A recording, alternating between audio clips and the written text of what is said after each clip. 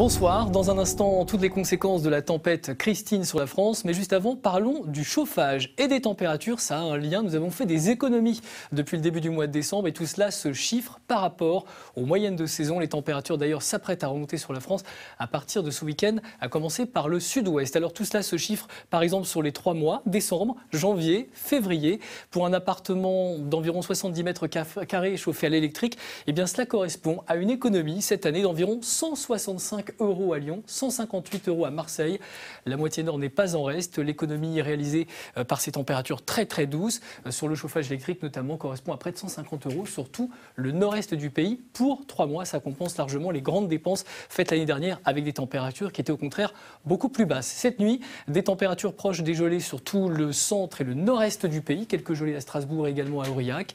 Températures l'après-midi qui seront en hausse par rapport à aujourd'hui. 11 degrés par exemple à Paris et jusqu'à 15 à Montpellier. Il y a des intempéries, surtout dans l'ouest du pays en ce moment, avec tout ce risque côtier en raison des fortes vagues qui peuvent dépasser 10 mètres. On va y revenir dans le journal de 20 h avec David Pujadas.